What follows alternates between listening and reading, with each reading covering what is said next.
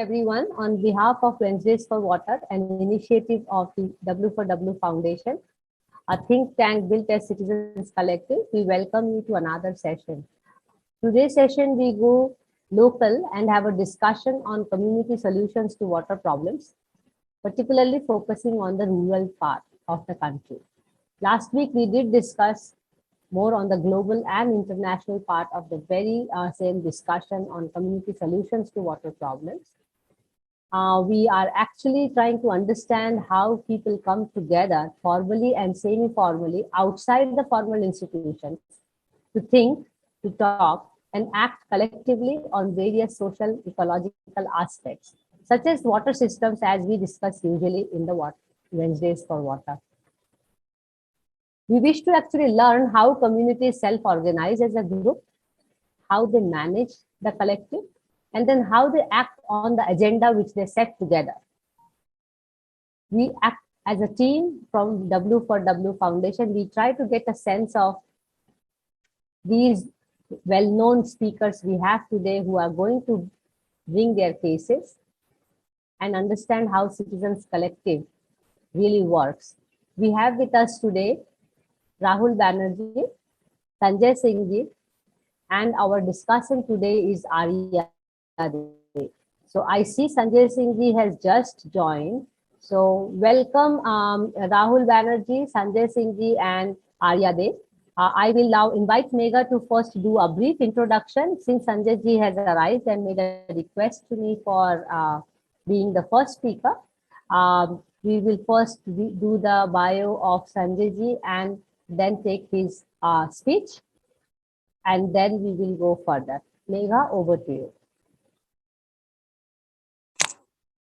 Thank you. Thank you. Thank you, Mansee. Yes, go. Megha. Yes. Yeah, thank you, Mansee. I'm going to just introduce, give a brief introduction of Sanjay Singh ji. He's a farmer's son and he's born in the Bundelkhand region of Uttar Pradesh. He's earned his master's in social service from Jivaji University, Gwalior, and a diploma in agribusiness from IIM Lucknow. He started his social work in the 1995 in the Chambal area of Bundelkhand at a time when he was ravaged by dacoits. Currently, he is working in 10 districts of Uttar Pradesh and Madhya Pradesh on water security sustainability. He is inspired by the Gandhian philosophy and is an active member or is engaging in the social, economic, and political upliftment through which he tries to bring qualitative improvement and changes in the life of vulnerable and deprived sections of societies and other stakeholders in the development process. Thank you. I'll be putting the introduction in the chat box for anyone if needs to refer. Thank you. Thanks, Megha. Thank you so much. So, Sanjay ji, welcome once again from my end. We will take your speech first and like to understand your experience of working in the rural sector. How do people start discussing, कि चलो साथ में मिलके कुछ सोचते हैं या ये हमारी तकलीफें हैं कुछ करते हैं. Sanjay ji, your experience from the field. Over to you. Thank you, Mansee, and then all your teams. For especially I give a big thanks. मैं आपको बहुत धन्यवाद देना चाहूँगा इसके लिए कि आपने एक बहुत ही समसामयिक विषय पे चर्चा रखी है, और सबसे ज्यादा धन्यवाद इसलिए देना चाहूँगा कि आपने मुझे मेरी परिस्थिति को समझते हुए पहले मौका दिया और मैं अपनी बात रखना चाहता हूँ. साथियों, वर्तमान संदर्भ देश का और पूरे दुनिया का बहुत ही विचित्र है, और खास तौर से जब हम बात करते हैं पानी की. पानी यद्यपि बहुत ही छोटा शब्द है, लेकिन पृथ्वी पर जो कुछ भी है वो पानी की बदौलत ही है. इस बात को हमें बहुत अच्छे से जानना चाहिए, वरना हम इस पृथ्वी पे, कई बार लोग कहते हैं कि हवा, लेकिन अगर हम देखें कि हवा किससे आएगी, पेड़ से, और पेड़ पानी के बिना सरवाइव नहीं करेंगे. तो जब सरवाइव ही नहीं करेंगे तो वो हवा कहाँ से देंगे. तो जल सबसे महत्वपूर्ण घटक है इस पृथ्वी पर पाए जाने वाले प्राकृतिक संसाधनों में से एक, लेकिन निरंतर उसके प्रति उपेक्षा और समाज की निराशा और संवेदना की कमी के कारण निरंतर जल संकट बढ़ रहा है. आज के संदर्भ में मैं बताना चाहूंगा, आज भारत के 40% से अधिक इलाके बाढ़ से प्रभावित हैं और 60% से अधिक इलाका इस बार के मानसून में 2022 में जल संकट मतलब ड्राउट लाइक की सिचुएशन हो गई है, जो शुरू होती है मध्य प्रदेश से होते हुए निकलते उत्तर प्रदेश पूरा कवर करती, बिहार, झारखंड, इस भारत के एक बड़ी आबादी का जो हिस्सा है, उस आबादी को इस बार आने वाले समय में ऐसा प्रतीक होता है कि सूखे का सामना करना पड़ेगा। अगर हम देखें पूरे दुनिया के ड्राउट वल्नरेबिलिटी के लिहाज से तो भारत लगातार सूखे की विभीषिका से जूझता हुआ इलाका है। और हम जिस इलाके से आते हैं, जहां से आपने मुझे बुलाया है, बुंदेलखंड हर 3 साल में लाइक ए मतलब सिचुएशन ऑफ ड्राइव, जिसको कह सकते हैं सिचुएशन ऑफ ड्राउट, सो उस तरह की परिस्थिति है, सूखा जनित परिस्थितियां हैं। तो इस तरह से ये पूरी तरह से ड्राउट लाइक सिचुएशन ये हम सबके लिए एक बहुत बड़ी चुनौती बनती जा रही है, और जिसके कारण जल स्तर तो नीचे जा ही रहा है, दूसरी तरफ जो परिस्थिति आ रही है कि लोग पानी के अभाव में बड़े पैमाने पर पलायन कर रहे हैं, और उसमें से सबसे ज्यादा अधिक सामना अगर किसी को करना पड़ रहा है तो वो महिलाएं हैं। मानसी जी, आप और आपका संगठन बहुत ही डेडिकेटेड ढंग से वुमेन इन वाटर के ऊपर एक पैरवी करता है और वुमेन इन वाटर की वकालत करता है। मैं समझता हूं कि आप इस देश के लिए बहुत ही समसामयिक विषय है। मैं इस बात की मान्यता को हमेशा हमेशा महत्व देता हूं कि पानी पर महिलाओं का प्रथम अधिकार होना चाहिए। Right to water women first, या हम इसको कहें women water right to first, ये परिस्थिति जो है, पानी पर महिला का प्रथम अधिकार होना चाहिए। घर में सुबह नल खोलने से लेकर शाम के बर्तन धोने तक सारी जिम्मेदारी महिलाओं के ऊपर है, और वो कोई भी काम ऐसा नहीं कि जो पानी के बिना संभव हो। लेकिन इस देश में अब तक की परिस्थिति यह है कि जब भी नीति और नियंत्रक परिस्थिति में अगर निर्णय लेने की परिस्थिति होगी तो पानी के संदर्भ में महिलाओं की निर्णय में भागीदारी न्यूनतम है, जिसको बढ़ाने का हमने काम किया। मैं यहाँ पर अब सिद्धांत की बात नहीं करूंगा, मैं अपने अनुभवों को रखना चाहूंगा और आपके दर्शकों के माध्यम से सबको ये बताना चाहूंगा। मित्रों, मैं यूं तो मुझे 25 साल से अधिक हो गया सामाजिक जीवन में, और मैं एक पानी का विद्यार्थी हूँ, और पानी के विद्यार्थी होने के नाते मैंने बहुत कुछ अपने जीवन में किताबों से जितना पढ़ा उससे कई गुना अधिक अनुभव से सीखा है। जैसे मैं आपको बताना चाहूंगा कि सामान्य तौर पे हमने जो किया, मैं सबसे पहले 1900 जैसे हमारे परिचय में अभी बताया गया कि मैं जब चंबल के इलाके में डकैत प्रॉन इलाके में काम कर रहा था, मैं उन दिनों बहुत तेजी से वहां पे काम करने के बाद में रिहेबिलिटेशन ऑफ ड्राउट, मतलब जिस तरह से हम कहें कि रिहेबिलिटेशन ऑफ डकैत जो इफेक्टेड फैमिलीज थे, डकैतों से प्रभावित परिवार थे, उन परिवारों के पुनर्वास के लिए हम काम कर रहे थे। और उन्हीं के दौरान बहुत तेजी से वहां पे अल्टरनेटिव एजुकेशन और हेल्थ तमाम सारे इश्यूज पे काम कर रहे थे। अचानक एक दिन एक गांव की ग्राम प्रधान, मध्य प्रदेश और गुजरात और बाकी हिस्सों में सरपंच कहते हैं, एक महिला ग्राम प्रधान ने हमसे कहा कि आप जो काम कर रहे हैं, इस काम से कुछ भी नहीं बदलने वाला है, आप अगर कुछ भी कर सकते हैं तो हमारे लिए पानी का काम करते हैं। हमारी पूरी खेती सूखे में पड़ी हुई है, नीचे नदी बहती है और उसका पानी हमारे किसी काम का नहीं, हमें जमीन कुएं से इतने गहराई से भी पानी निकालना पड़ता है और सिंचाई में भी नहीं। ये बात है 2000 की। मैंने बहुत सोचा कि जब ये नदी इतनी गहरी है और लोग पानी नहीं निकाल पाए तो कैसे किया जाए। हमने अपने बहुत सारे मित्रों से बात की और रूरल टेक्नोलॉजी और देशज ज्ञान का उपयोग करते हुए कैसे भी करके हमने उसमें एक डीजल इंजन को लगा के उसके कुछ पार्ट्स को ऊपर नीचे करके और एक खास तौर से जो ग्रेविटी सिस्टम को मैनेज करके पहली बार उस गांव में पानी ले गए, और उस पानी से लगभग 100 एकड़ के आसपास की सिंचाई हुई।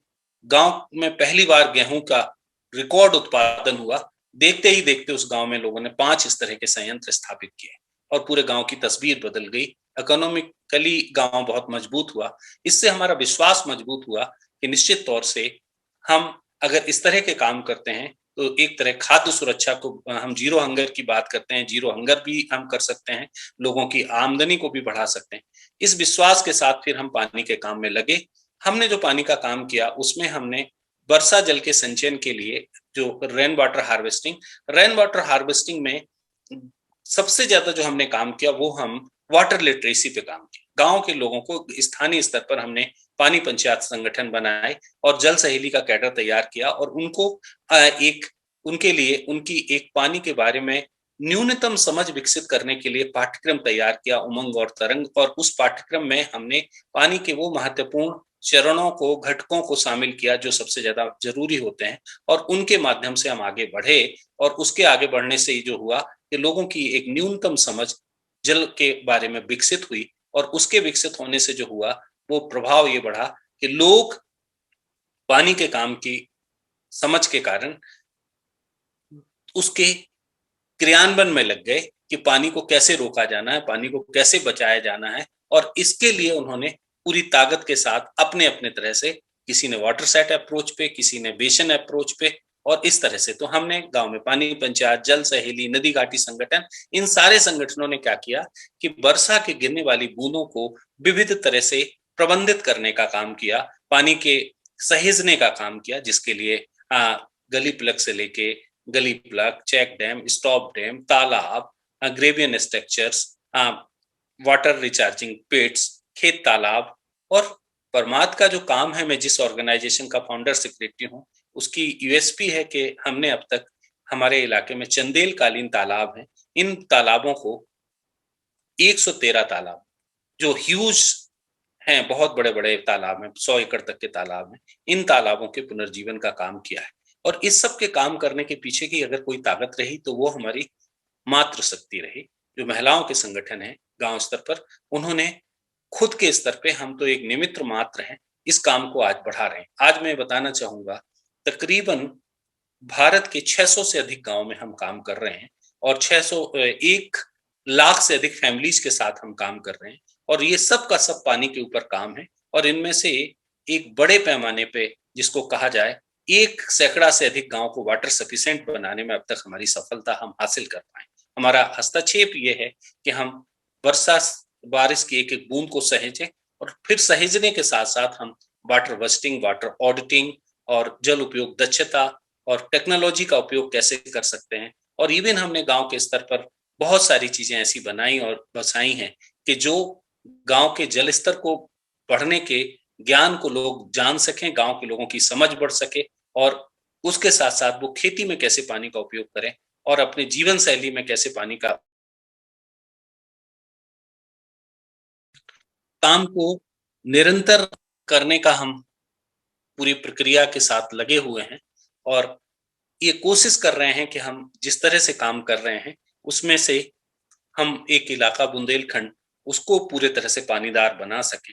पानीदार बनाने की जो कड़ी है उसमें हम जल साक्षरता के साथ साथ एक इंटीग्रेटेड वाटर इंटीग्रेटेड अप्रोच से काम कर रहे हैं, एक एकीकृत, जिसको IWRM कह रहे हैं, इंटीग्रेटेड वाटर रिसोर्स मैनेजमेंट, एकीकृत जल प्रबंधन के माध्यम से पानी के संचयन से लेके खेती, खेती से लेके मानवीय जीवन और खासतौर से वास जैसे इश्यूज को भी हम एक तरह से समझने और जोड़ने का काम कर रहे हैं। और उसका प्रभाव ये हो रहा है कि जल संपन्न गांव बन रहे हैं। भारत में जल संपन्न गांव बनाने का जो एक सिलसिला है वो हमने शुरू किया है। उम्मीद है कि इस कार्यक्रम में हम बहुत आगे जाएंगे, और इस पूरे से कार्यक्रम में हमारी जो जल सहेलियां हैं वो दिन रात मेहनत करके अपने गांव को पानीदार बनाने का काम कर रहे हैं। इसके साथ साथ हमारे कामों का जो बड़ा हिस्सा है उसमें हमने 4 मॉडल्स दिए हैं, जिसे ट्यूबवेल, बोरवेल रिचार्ज, चंदेलकालीन तालाब, और फिर इसके साथ साथ हमने लो कॉस्ट वाटर स्ट्रक्चर की डिजाइन की है। और इसके अलावा हमने अपने यहाँ बुंदेली, चंदेली और हवेली तालाबों के पुनर्जीवन का काम किया है। इसी के साथ साथ अभी तक 4 नदियों के पुनर्जीवन पे काम करते हुए हमें सफलता मिली है, जिन 4 नदियों के पुनर्जीवन की फिर से हम करने में सफल हो पाए। तो हमारी ये निरंतर प्रयास है कि हम जो काम कर रहे हैं उस काम से लोगों की जिंदगी में बदलाव आए, सिर्फ बातें भर ना हो, और लोग जीवन में कैसे सीख सकते हैं। ये समय अभाव है, आज मैं बहुत ही विपरीत परिस्थिति में हूँ, लेकिन इस कॉल में मैं इसलिए जुड़ा कि ये बहुत दिन से प्लान है। मैं जानता हूँ कि मेरा तो ये विषय है, मैं इस पे घंटों आपके साथ संवाद कर सकता हूँ, और मैं मानसी जी से कहूंगा कि आज के लिए तो क्षमा देंगे, लेकिन अगले समय में निश्चित तौर से, और मैं बहुत सारे प्रेजेंटेशंस के माध्यम से जोड़ना चाहेंगे कि अभी तो एक्सटेम्पोर आप हमें सुन रहे हैं, मैं प्रस्तुति के माध्यम से बताना चाहूंगा कि हमने क्या किया, कैसे किया, और क्यों सफल हुए, और कहाँ चुनौतियां रह गई, और वे फॉरवर्ड क्या है। ये सारी परिस्थितियों को करने की हम कोशिश कर रहे हैं। संजय जी बहुत बहुत धन्यवाद, क्योंकि हमारे पास डिस्कसेंट है और ये पूरा जो वेडनेसडेज फॉर वाटर होता है वो यंग माइंड्स को एनकरेज करने के लिए और मोटिवेशन के लिए है। तो मैं चाहूंगी कि आप एक दो सवाल हमारी जो आज यंग लीडर हैं वाटर की इमर्जिंग आर्या दे से ले, बट उसके पहले Megha, can you please quickly introduce Aarya De? Yeah, thank you.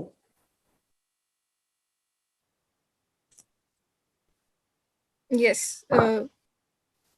Welcome, Aarya, to the session, and I'm hoping that you'll enjoy the session and have some interesting questions for our speakers today. So, just to introduce her, she is a sociology graduate from the Presidency University, Kolkata. She did her postgraduate from TIS Hyderabad in Natural Resources and Governance. Aarya is currently working in Foundation for Ecological Security as an assistant project manager in the LME vertical. She is generally interested in the arena of resilient livelihood and governance, food system and food energy, water, and cultural nexus. She looks forward to establish a career in academia. Welcome, Aarya, again.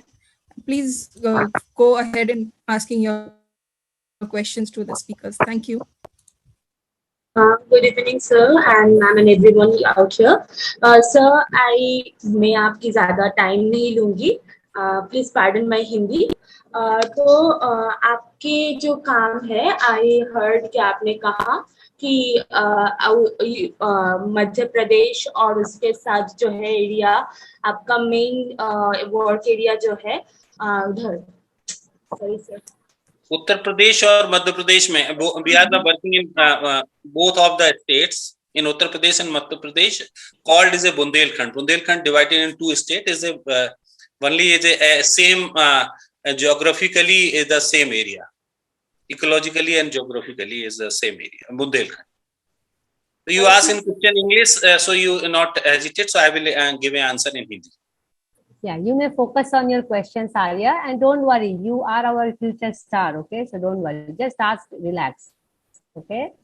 Okay. Go ahead. So, I heard about your work, and you said that you leveraged mainly the women in the village and used their power to quite an extent. You termed them as Jal Sahelis, and told us that how they were very crucial to how this entire process was implemented. So I was actually looking through a few readings before this discussion, and also after hearing from you. So I would like to know that recently there is another water quality management system, like in 2021 probably, law was introduced, and under a policy was introduced under which the women termed again as Jal Sahelis or Jal Sakhis were introduced into the system at the local community level, and their power was leveraged for the purpose of dealing with water quality. And that was primarily in dealing with the drinking water quality. Although the fact remains that in Uttar Pradesh and that that region where you were working in, the women were the Jal Sahelis. They were mainly working in the aspect of increasing the water access to the people, and also like promoting new water resilient practices in the society as such. But they are two quite different areas of work. But what I find interesting is that both of them has been termed as friends of water in different languages. However, my question primarily I want to focus on the fact that according to WQMS, the women who have been selected for the Jal Sakhi or Jal Saheli program for monitoring the water sanitation practices and water quality are chosen usually they are usually the ASHA workers in the village, or the Anganwadi workers, or maybe school teachers also. So, in case of Jal Sahelis, does such a system of selection prevail? And how do the villagers in general accept the leadership of the women as they lead them towards a better future? Thank you, sir. Thank you Megha. Basically आपका सवाल बहुत ही महत्वपूर्ण है. मुझे लगता है कि जो आपने जल सहेली और जल सखी की बात कही, सरकार भी आजकल जल सखी बना रही है बड़े पैमाने पे, और वो जल सहेली से ही उन्होंने मॉडल लिया है. यूपी में भी कर रहे हैं. जल जीवन मिशन को में खासतौर से रेवेन्यू और उसके लिए वो उनको भूमिका दे रहे हैं. बेसिकली जल सहेली just like a women water warriors हैं, और वो अपने गांव को एक जल योद्धा की तरह, और without any kind of support in government and also in NGO, they are working as a volunteers. और वो एक स्वैच्छिक कार्यकर्ता के रूप में काम कर रहे हैं और स्वैच्छिक कार्यकर्ता के रूप में काम करके अपने को स्थापित कर रहे हैं और स्थापित नहीं कर रहे हैं, वो खुद के परिश्रम करके अपने एक तरफ तो गवर्नेंस को ठीक करने के लिए कर रहे हैं, बहुत इंपॉर्टेंट थिंग्स है कि वो वाटर गवर्नेंस को ठीक करने की कोशिश कर रहे हैं और इसके लिए वो एडवोकेसी कर रहे हैं और वाटर गवर्नेंस को जब स्थापित कर रहे हैं और also they setup A model in regular they will interact with like I have give a जल सहेली is a in अपने गांव में क्या करते हैं, वो वाटर स्कूल चलाते हैं, water school. So they have in implementing in water school, and water schools the women are coming and they have discussed lot of issues and they have in find in the social action कि this ये काम ये मुद्दा है हमारे गांव का, इसके लिए हम पहल करेंगे. उसके लिए मैं उदाहरण के तौर पे एक गांव में निकल के आया कि हमारे गांव में पानी की गुणवत्ता खराब है. पानी की गुणवत्ता खराब है तो कैसे ठीक हो सकती है? ठीक हो सकती है तो इसके लिए हम पीएचई में जाएंगे, पीएचई के ऊपर दबाव बनाएंगे, पीएचई के साथ ये काम करेंगे. तो ये तमाम तरह की चीजें उन्होंने स्थापित की हैं. और सबसे बड़ी बात यह है कि जहां उन्होंने लोगों की क्षमता वर्धन का काम कर रहे हैं, दूसरी तरफ लोगों की संवेदना का काम कर रहे हैं, तीसरी तरफ महिलाओं को जोड़ने का काम कर रहे हैं और चौथी तरफ पुरुषों को भी संवेदन करने की कोशिश कर रहे हैं. यहाँ जो एक जेंडर गैप्स है उस जेंडर गैप्स को भी फुलफिल करने की कोशिश कर रहे हैं. ये उनके काम का एक हिस्सा है.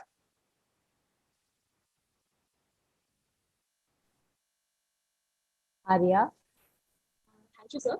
और तो ये जो जल से सखी या फिर जल सहेली सिस्टम है, और जो वाटर यूजर्स एसोसिएशन होता है जो सिस्टम, जिसमें हम लोग मतलब वो पार्टिसिपेटरी इरिगेशन मैनेजमेंट सिस्टम के अंडर जो प्रोसेस था कभी की लोगों को वाटर राइट्स, ताकि the people who are using water they also have equal management rights to enable the community to manage the system better. पर उसमें there is a provision for a water users association at the local level.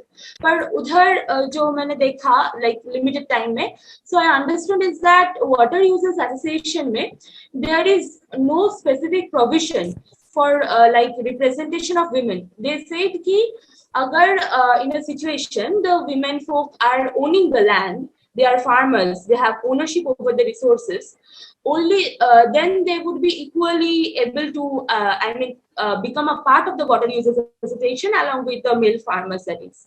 So sir, water users association में जैसे ये women participation जो situation है, that has been quite jeopardized. So जल सहेली का जो system है, does that in a way provide some kind of, can it provide some kind of learning outcome for this water users association to increase the participation? क्योंकि women का जो resources है, women farmers का acceptance, idea of women farmer, the resource ownership of women in general on the land and in the farming lands, that is, वो is not too much in India, although the women have been working in the agriculture sector.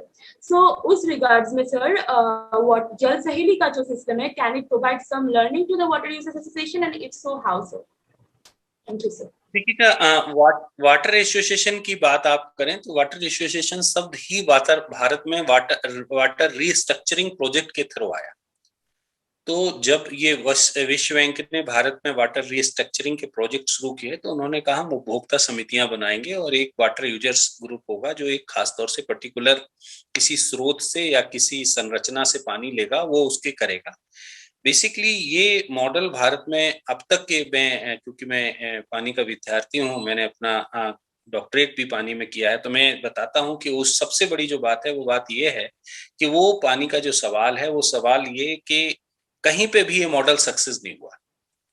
आप एक उपभोक्ता को सिर्फ पैसे वसूलने के लिए, ये बेसिकली इरिगेशन सिस्टम्स में बहुत आया, लेकिन आपके सवाल का जवाब मैं देता हूं कि यहाँ पर महिलाओं की भूमिका है वो बहुत महत्वपूर्ण है. हमने क्या किया कि महिला पानी पंचायत बनाए और आप उसको एसोसिएशंस को एक स्रोत से नहीं बांधा, हमने पूरे गांव को, हम कह रहे हैं कि water security for all, women कह रहे हैं कि हम water security for all in year long water security 7/24. हम एक स्रोत की बात नहीं कर रहे हैं, हम पूरे गांव को पानीदार बनाने की कोशिश कर रहे हैं. और इससे क्या होगा कि एक आपस में जो मतभेद है वो खत्म होगा, जो खासतौर से डिस्क्रिमिनेशन है वो खत्म किया लोगों ने, और उसके बाद से अगर सबके कुएं में पानी आएगा, सबके हैंडपंप में पानी आएगा, तो इससे सारी चीजें होंगी. ये करने के हमने एक मॉडल स्थापित करने की कोशिश की. Interesting. Aarya, Is that okay? Shall we move forward? And because Rahul will then speak and you may have more questions. Because the second question is very valid also for Rahul. Huh? So maybe it is a good time that we bring in Rahul as well to the discussion. So I will do a formal thanks to Sanjay ji. Sanjay ji, बहुत बहुत धन्यवाद. आप बिल्कुल most welcome to stay around and listen to Rahul. Because आप लोग का कर्म भूमि भी almost मिलता जुलता जगह है और काम भी आप एक जैसा ही है. तो before Rahul starts his speech, may I invite Megha to please introduce Rahul.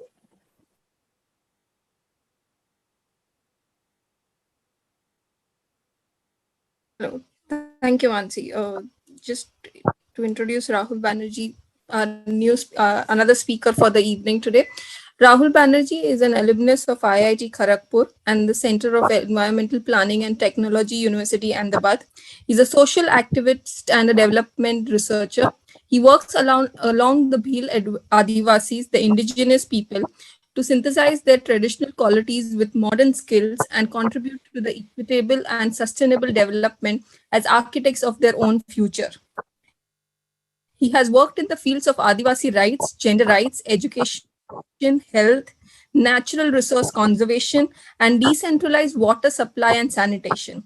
He's a fellow of the John D. and the Catherine D. MacArthur Foundation, Chicago, USA, Ashoka Foundation, Arlington, USA, and the Center for Studying of Developing Societies, Delhi, India. Over to you, Mansee. Thank you. Thanks, Megha. So Rahul, you already heard Sanjay ji and the story of Jal Saheli Bundelkhand. You also heard how Aarya has some queries about how we took up the water association model and where are the women representation in the water. Sanjay ji also made that point, and that right to water to women should be given first. And you also heard about, I'm just summarizing it briefly so that we can take things from there. And especially water literacy to water governance, and then talking about the collective action. So we just want to understand from you, because Sanjay ji gave an overview, in a layperson language, let's say there is a village or there are set of villages. How does this discussion start? That there is a problem, let us sit together, let us think about it and work. Just to understand the nuances of it.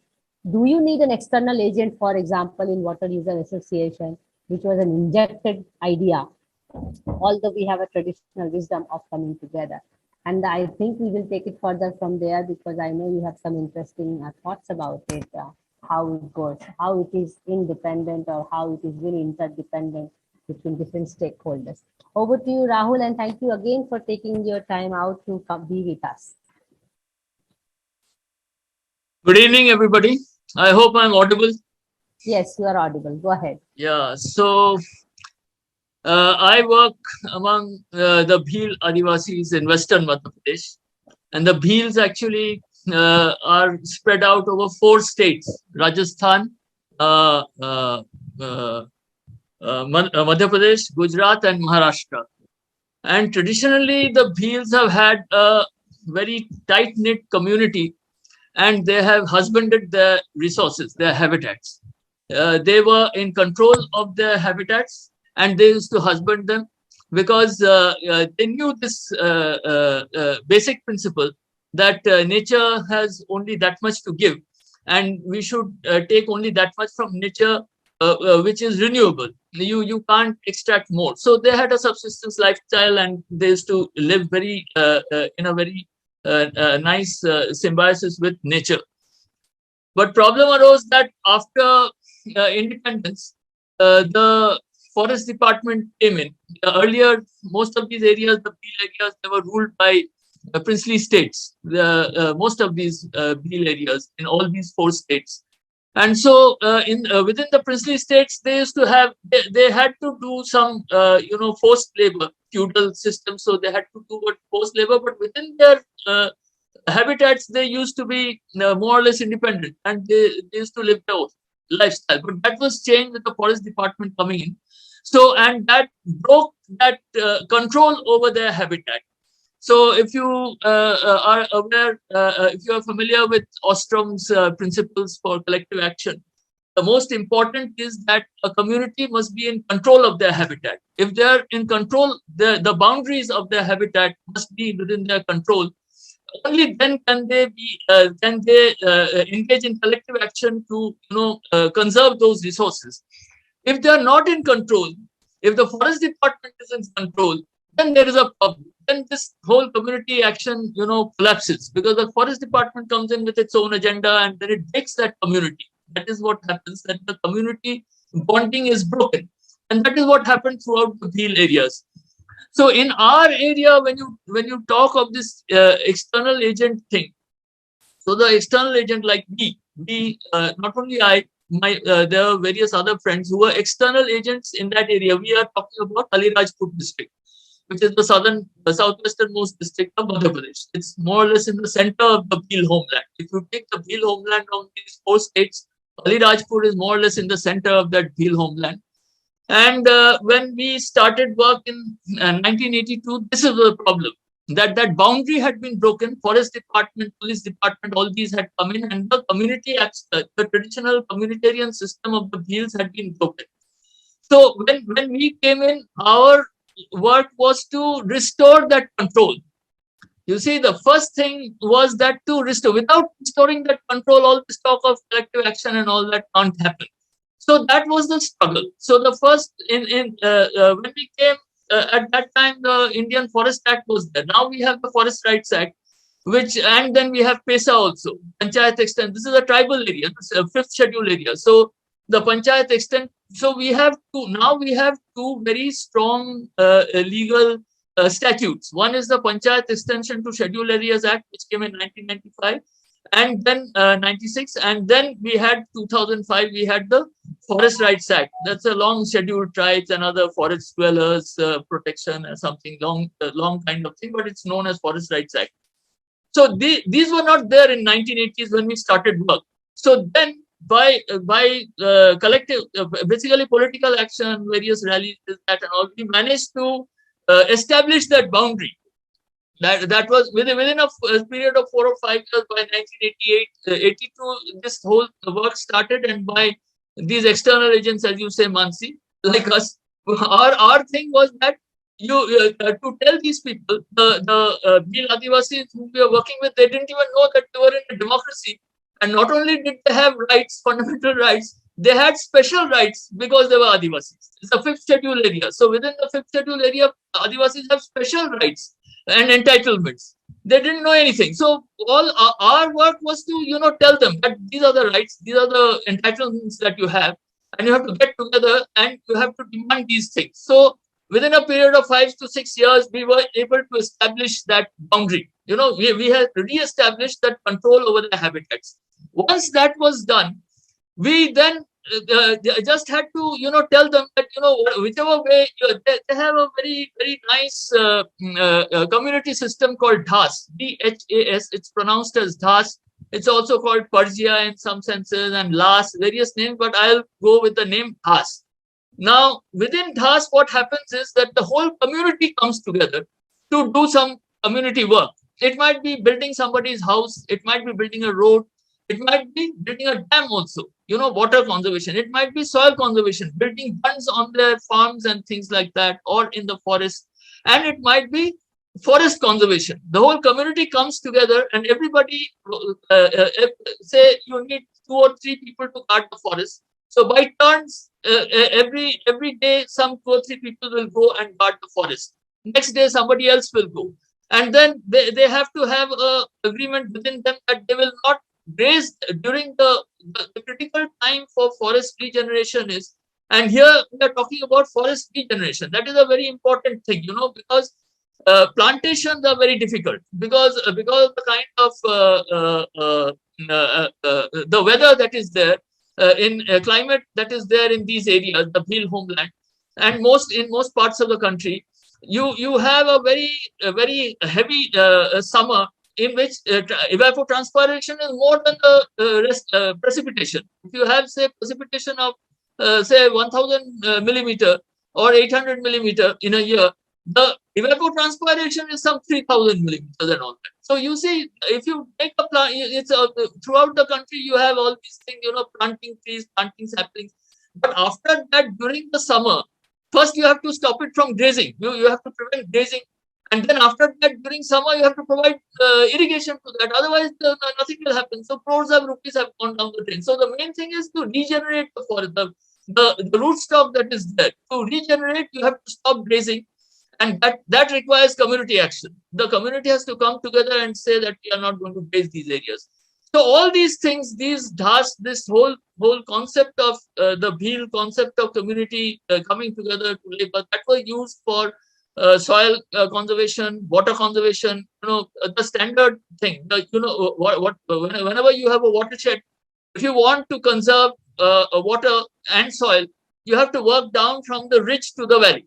You start off at the ridges, and there you start the small bunds and gully plugs and things like that, come down, and finally on the drainage line, you have some structures on the drainage line to conserve the water.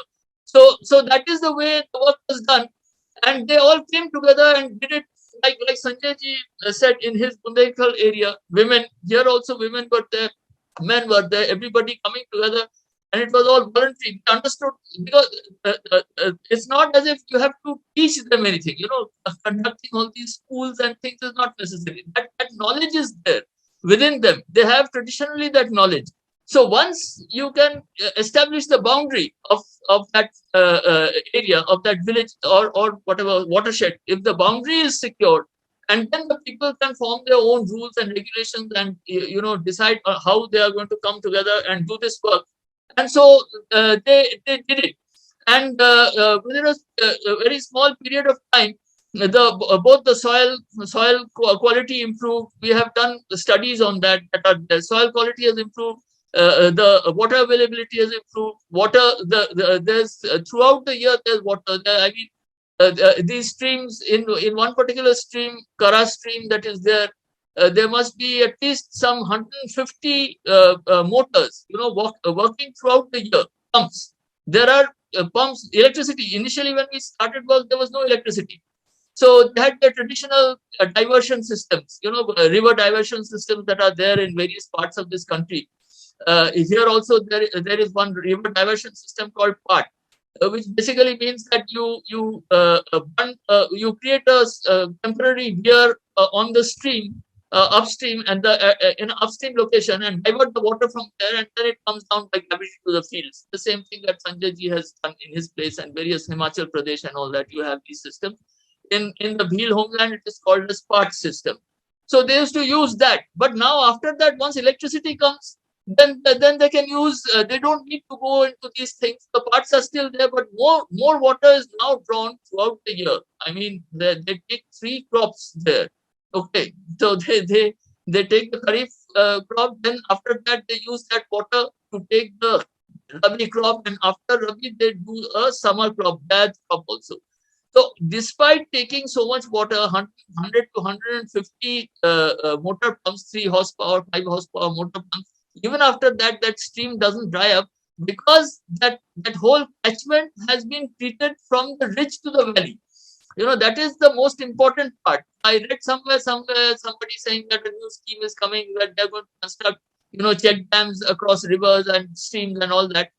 Check dams and dams, they are the last part. You have to start from the ridges. You have to, and in our area, it's not so much of a problem. The flooding part, like other places like Bihar, Northern Bengal, and then Assam, and the Northeast generally, there the problem of flooding is also there. So if you have ridge to valley forest and soil and water conservation works, then not only do you recharge the water into the ground, you prevent it from running off and creating floods also.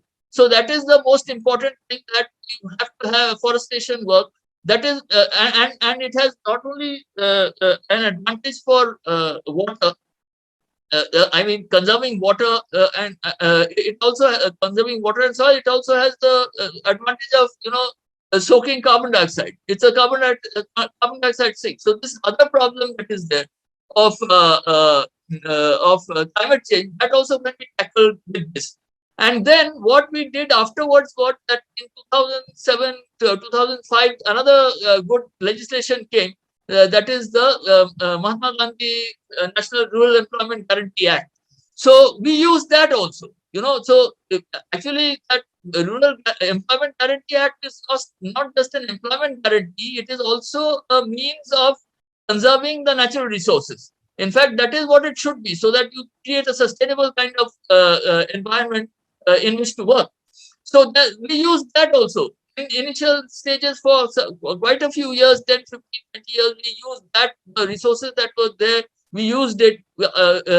In those years, if you see in the initial years up to say around 2015, Ali Rajpur is one of the best in those villages, those areas where we have been working. They were one of the best villages as far as accessing employment were concerned, and all that employment was access to create these resources, these soil, water, and forest resources. Unfortunately, the way the forest, this MGNREGS is now working, it's just become bad. What they are doing, the government, what it does is that it provides that fund as an addition to the Indira Awas Yojana. So in the sorry, it's now the Pradhan Mantri Awas Yojana. So in the Pradhan Mantri Awas Yojana, they will provide you with some 1.5 lakhs or something like that. That is insufficient to build a house. So what they do is the labor component of that 1.5 lakhs is used by the people. Whoever gets that fund is selected for that yojana. They buy cement, steel, and all these things. They buy with sand, etc. They buy with that 1.5 lakhs, and the labor component is provided by MGNREGS. So of course it is okay. I mean, people are getting houses. But the basic thing is that soil water conservation and forest conservation component that was there. That has got affected because of this. So that is the whole thing.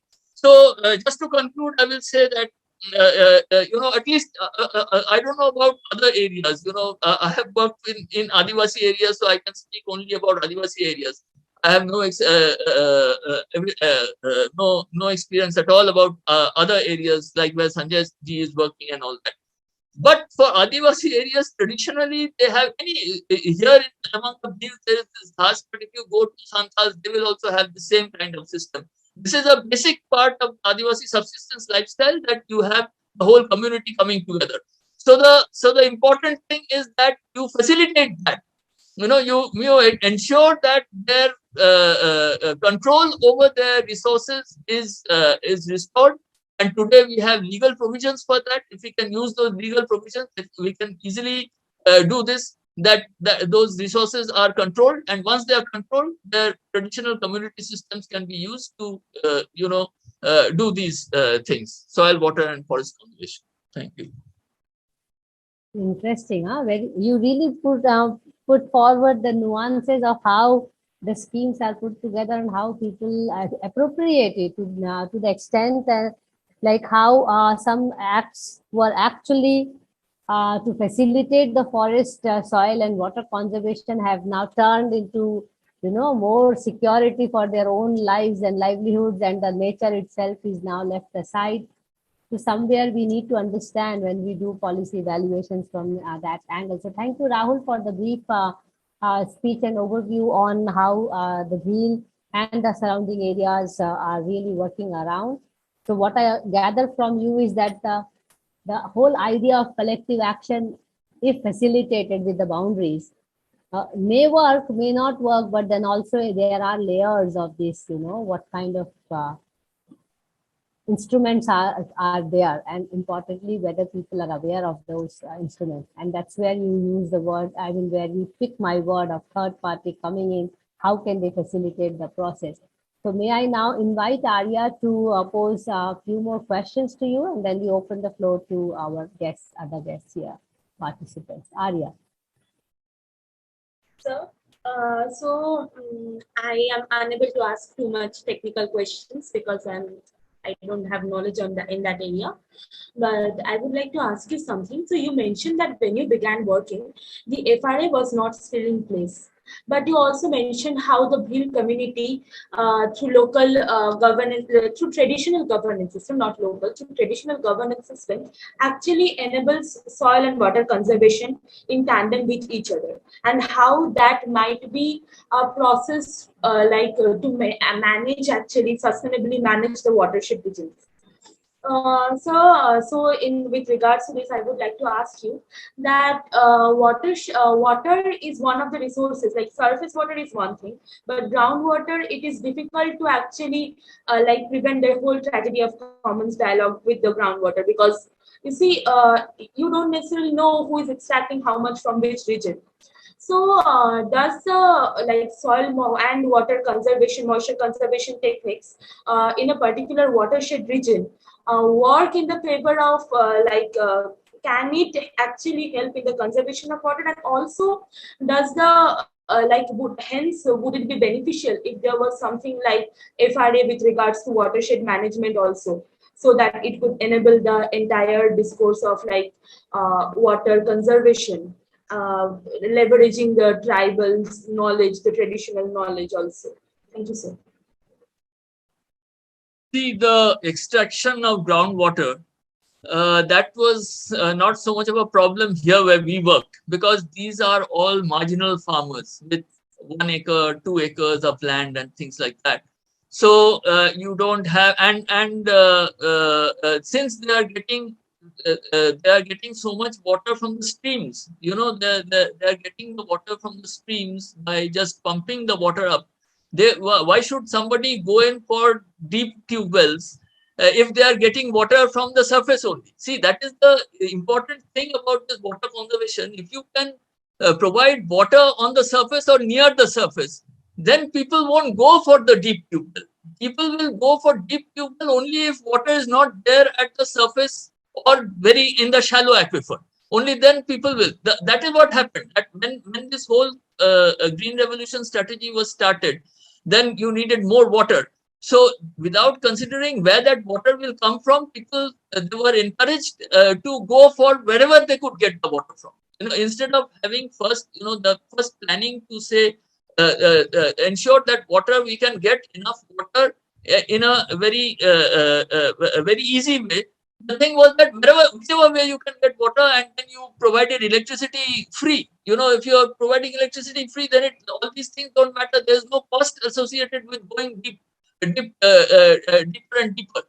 So in this case, in our case, if you were just taking we first went for conserving the water. You see, and only after that, when the water was there, pumps came much later. Luckily, you know, electricity came to this area by the time when the electricity came. All the water had been conserved. There was water that was flowing through that without being utilized. So when the surface water, if you see the huge surface water flowing out from that area, because there is no electricity. Now, when electricity came, they started using that surface water.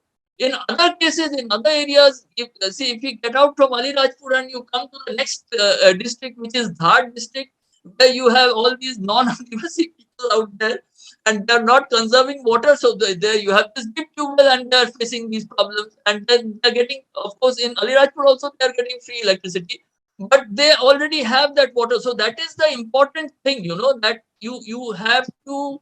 Even in areas, say in these areas in Dhar, or even if you go into the Gangetic Plain, there also they are going in for a deep tube well, and they are facing all these arsenic problem and all that kind of various other problems. If they do soil and water conservation and forest conservation properly in the Gangetic Basin, which is anyway water rich, they will prevent the floods first of all, which is a major issue out there, and they will have water in the shallow aquifer, enough water. So we are asking the wrong kind of question, you know, that this whole problem of regulating groundwater and all that is coming because you are not conserving water. If you recharge and harvest water and do afforestation, then you will have enough water in the shallow aquifer that you won't have to access the groundwater, deep aquifer. So that is the thing. That is my thing. That otherwise, in a shortage kind of situation, if you are not taking care of conservation and you are just drawing, you can have any number of laws. any number of laws, they won't work. Who is going to implement? See, you are talking about regulation. You have an act to regulate groundwater. We already have acts for regulation of groundwater. In Indore, you are not supposed to be able to dig a tube well without permission from somewhere. That all that permission comes through, despite the fact that there should not be a single new tube well in this thing in Indore without first that person, whoever is take the Indore city. I'm giving you an example. Like for instance, our house, from where I am speaking here, all the water, not a single drop of water goes out of our house. Okay, we have a tube well from which we access water, but not a single drop of water. So that should be the first condition. That first you take all the water that is coming. Every drop of water must either be harvested in a tank, in a water harvesting tank, or it must go into the ground. That, and even your wastewater, that should also be treated and put into the ground or reuse, whatever. So you have to do that. Without that, you can have any number of laws, they won't work, because if there's no water, they will violate those laws. Very interesting point, huh? So basically, people also have to do something to get some benefits of the laws. But you also made a very important point, how coming up of electricity and making drawing of groundwater much easier have actually reduced the importance also of the shallow water aquifer, and also we are trying to go as deep as possible, and we are actually making all the laws to ensure that we can draw more water rather than actually enforcing reduction of groundwater. That is also another discussion, but today, since we are more focusing on discussing on how people take those decisions, I will invite Aarya again to ask some questions surrounding what people are doing there. So over to you, Aarya. So also, like I don't know, probably it was written by you only. So I was going through a case study of the Man River Dam, and the different regions, and how the it was specified in 3 different regions, and how the community has been affected by the building of the dam, how it in turn affects the not only the surface of water situation, but also the impacts of groundwater situation. And there you mentioned that the tribals who are like located in certain areas, I forget the exact name of their particular zone, but in that area the tribals did not reap any kind of proper benefit from they could not get any kind of benefit from the existing irrigation system. So there, if we are discussing the fact, this is entirely because I don't know about it, so I'm asking you. So if they are in a situation where they could have got benefit from the irrigation system, and yet they are in a situation where they are practicing because their own soil water moisture conservation techniques. So in that event, how does the tribal rights entirely figure out? Would it be helpful to the tribals if they had a kind of a better, if their right to that watershed area had been acknowledged, if their traditional practices would have been institutionalized? And also, sir, if you could throw some light on the, you discussed at for a length how the tribals have institutionally managed the entire setup. But if they are actually, WEA, Water Users Association, does not work as did not properly work in many regions, as what Sanjay sir had said earlier, but still it's an institution that is in place. So I was wondering if there is any place for the tribals in that institutional setup. Thank you, sir. So if you take the Man Dam, it was I studied that dam as part of my PhD. Okay, so if you see, what happens is that if you have a dam and you have canals from that dam in an area which is a black cotton soil area, the first thing is that that dam has to be lined. That canal has to be lined properly. So first of all, the canals that they built, they weren't built properly. The lining wasn't there. So what happens is that water, because of seepage from that canal, lot of the land just next to that the canal, they were getting waterlogged. That was a problem. That is one problem that the tribals faced. And because this water is seeping out, the amount of water is not reaching the tail end. You see, if the canal is lined properly, then all that water will go right to the tail, whatever their design is, that to what extent that canal should go and all that. Then after that, the next step is that you have the main canal, and from then you have the branch canals. You have to have branch canals also. So those branch canals also have to be lined. Now, in this case, there were very few branch canals. They didn't build those branch canals, and those that they built, they also weren't lined. So again, there was loss. So the potential first thing is that you have designed a dam to say irrigate 100 hectares. Just for the sake of it, I forget exactly how many hectares that was supposed to, command area was supposed to be. So the first thing is that you have say designed a dam to irrigate 100 hectares. But since you have not built that canal system properly, it is not irrigating those 100 hectares, and even it's waterlogging some of that. So some of that land, that prime land, is wasted because it's getting waterlogged, and the amount of irrigation that it was supposed to do, that it's not doing. The other side of it is that when you build a dam, you have to do catchment area treatment. So to prevent that siltation of the dam, and to ensure that there is water. If you have where is the water coming into the dam from? It is coming in from its catchment. So if you have afforestation and soil and water conservation work right from the ridges of that catchment down to the dam, then the amount of flow throughout the year will be more in that dam. So you'll have more water. So that wasn't done.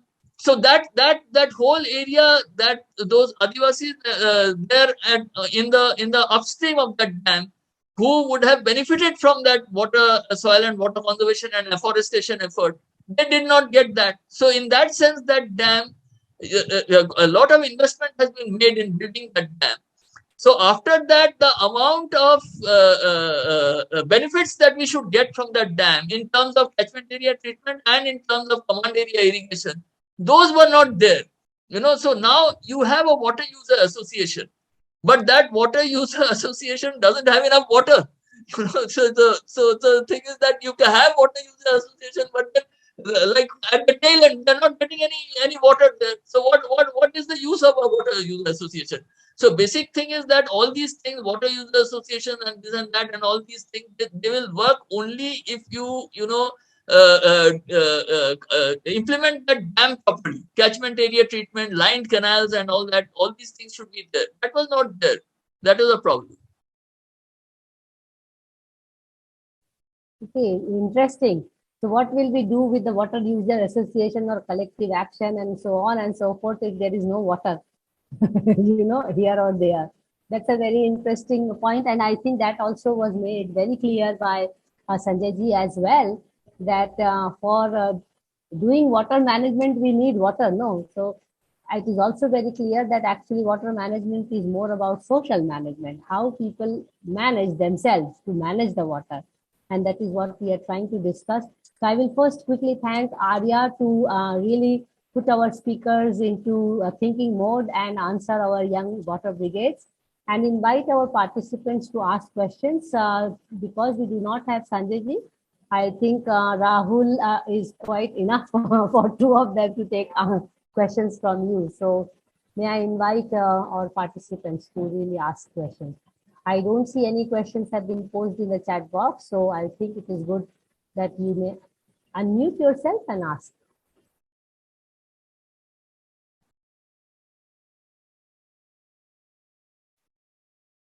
Okay, till people are thinking, I think I will pose my questions, Rahul, because usually sometimes people take time to warm up. And we both are awesome bachas, so we can have endless discussions, but we will keep it short and understand how really now we ensure, not when I'm saying we, I really mean those people who are living there and really protecting the resource. And you rightly mentioned that it is about first ensuring the boundary of the resource, then they knowing that this is their resource which they can really appropriate, so that they are motivated to take care. Apart from that, they have to be also to be made aware their rights in terms of policies and schemes which are coming, so that they can take a wise decision by sitting together to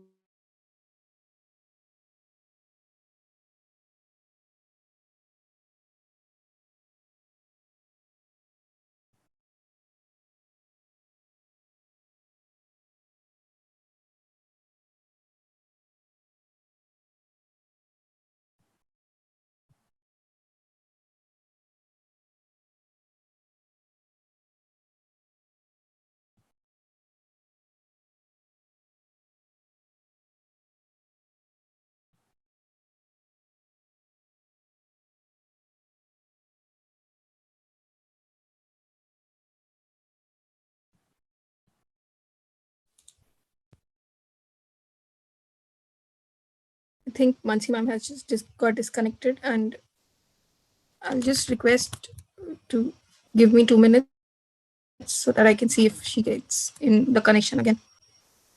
Thank you.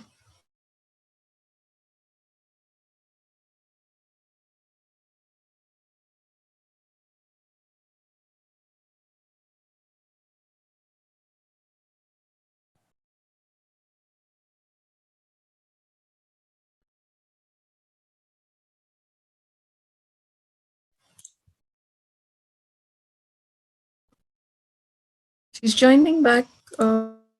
Just 1 second, just check. Yeah, she's here. sorry, I had a Wi-Fi failure because there is electricity gull here in Chhattisgarh. Rahul, did you hear my question? Yeah, no, I didn't hear you. I just heard what you were saying, that what is the situation, but I didn't hear the question. Okay, I'm so sorry. I'm so sorry. I was asking now, this boundary situation is important, but then how now people are really looking up to how to appropriate their rights, and at the same time, what do you see on the ground in terms of this transition of these areas into, this whole idea of urbanizing and vikas and all? Where do you see we are going actually in terms of restoring not only natural resources but restoring also the culture of our tribal people and rural areas? So you may answer on behalf of both Sanjay ji and you. Do you see the transition happening there as a culture, and where does water management stand there? Yes, actually, in our area, it's because the land is so little. The per capita availability of land is very low. One household has, say, 1.5 acres, 2 acres. So even if you have water, even if you take 2 or 3 crops, that is not sufficient. And when I say household, meaning that the land is in the name of the father, and there might be 2 or 3 sons, or even more sons. So actually, the actual fragmentation is even more. So it's not possible that 3 or 4 families can survive on just 1 or 2 acres of land, 2, 3 acres of land. So this whole area, the whole Bhil homeland, everywhere people are migrating, seasonal migration. So there's not so much of permanent migration, but there is seasonal migration. They go and work in the industries, construction industry.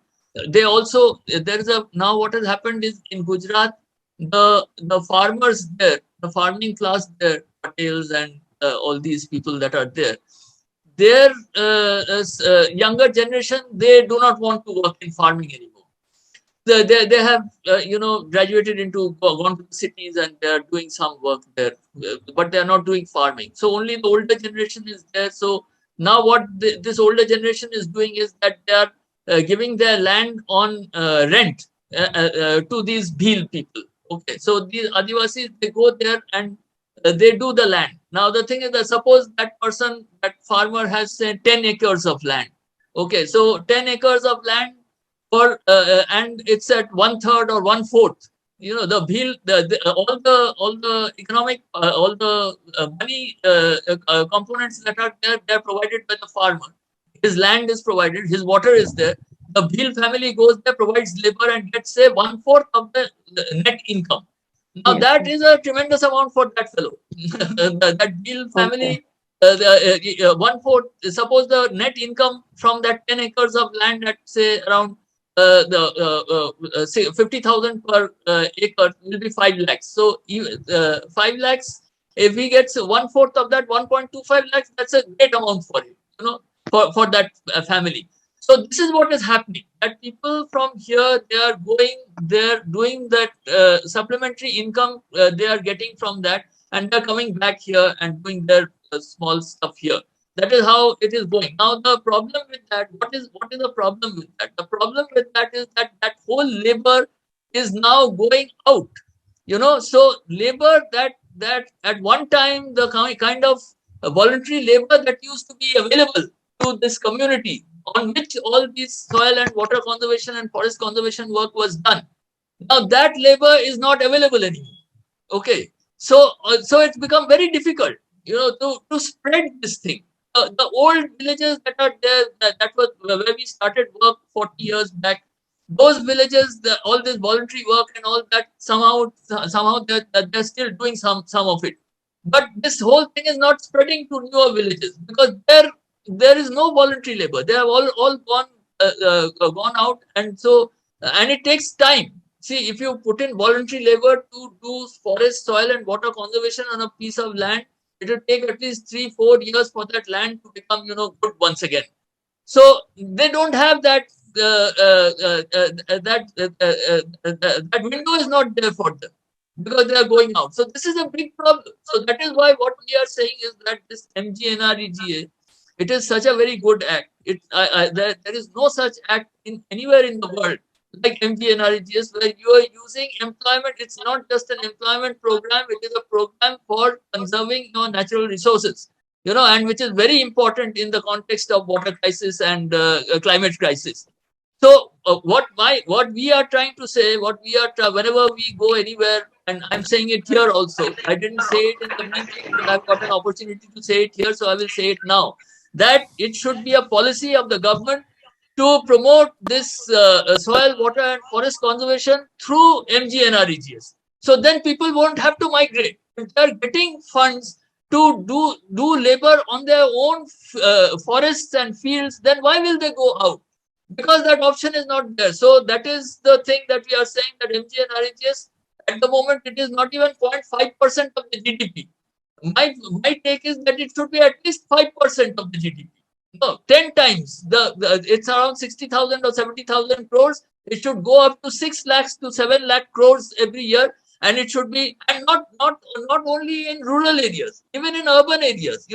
If you see, for instance, in my layout, I am considered to be a madman, because all this water conservation, this, that, and all that I am doing out here. I'm doing it from my own district. But there is no support at all from the government for this kind of stuff. Just lip service. Even in Indore, they have made a law that they have made the rule that any building that is more than 1,500 square feet in area, that has to have mandatory water harvesting and water recharging. That is mandatory. It's not being implemented. They will, in the summer, when just before this thing, there will be a lot of talk and this and that and all that. But actually, if you want to implement, then you have to have funds given for that. You have to have an ecosystem. Water harvesting and water recharging, it requires a lot of maintenance. Various places you will see that water harvesting and water recharging structures have been made. There is no maintenance, so they are not working. So and plumbers and all that, engineers, nobody is aware that actually this has to be done. So it's not just a question of rural areas. Even in urban areas, all these things, treatment of wastewater and all that, huge amount of funds has to be allocated for that, and people have to be made aware that this is absolutely essential, that we conserve water and we conserve our forests, urban forests, and all these kind of things that are there. So all these things are required, but nothing is being done, and very little in fact. I think the magnanimity of the scale also makes it look very little, and then we are having the overlay of this whole, this whole development discourse which is going around and also infecting the rural traditional areas, I must say. But that's a different discussion. We can go on and on this, Rahul, how things should be. But you made a point on Manrega scheme as well. You also made point on how the scheme should be upscaled to and more focused towards water conservation rather than other things. You also do mention about the implementation aspect of it. So let me see if there are questions or suggestions in the chat box. And I think Ajit sir is talking about something here. Do you want to say something here? And Suman Thande, do you want to speak up and unmute yourself and please say?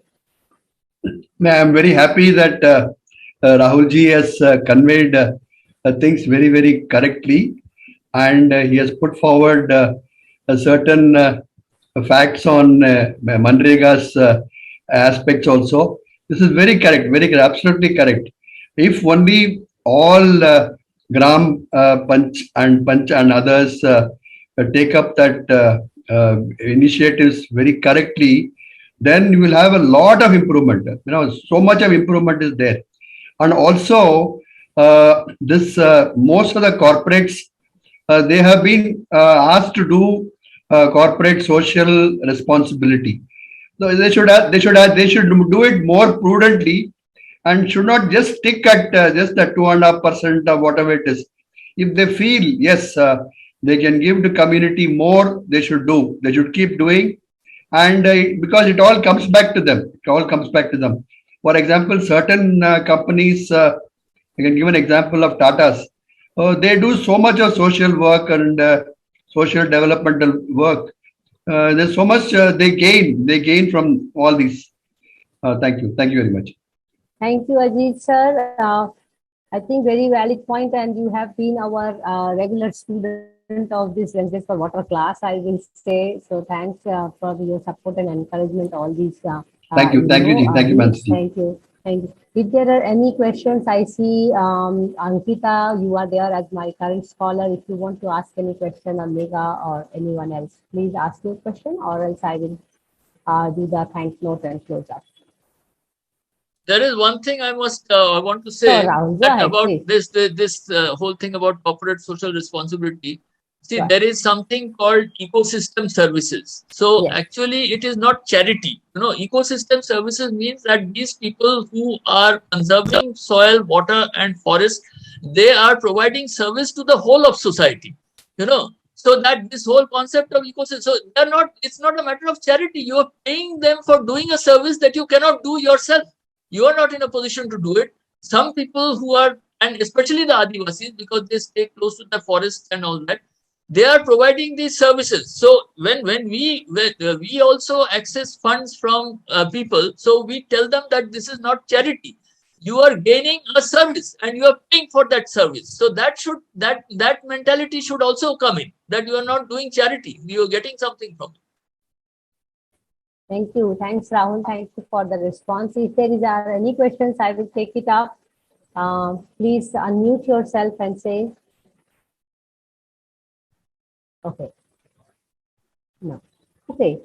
Thanks, Rahul. I see that we can really go on and on with our discussions. We have a lot to talk and really do together. I really do hope that we come together on some initiative and start working on it. And I'm really looking forward to learning from you and Sanjay ji because it's very inspiring and it's very rare to really understand what is happening on the ground. And very few people from the urban really take up these kind of initiatives and engage, where people really need to be, I will not say support is not the right word, but really making them aware of their rights of this country, and because they are actually saving our natural resources to large extent. We are more on the appropriation side, and if there are people who are saving, it is the people in the rural and people in the forest areas, like villagers and the tribal people.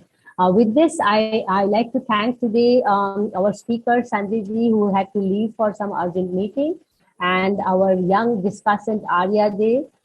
We hope you do really good in your water endeavors and you stick to water endeavors. That's the purpose of having discussants, so that you remain motivated in the sector.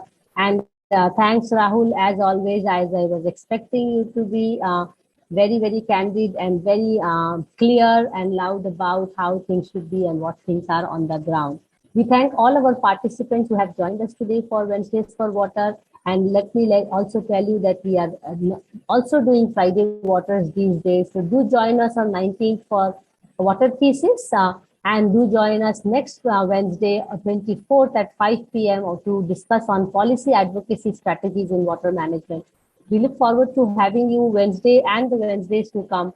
Thank you so much, all of you. Please take care of yourself.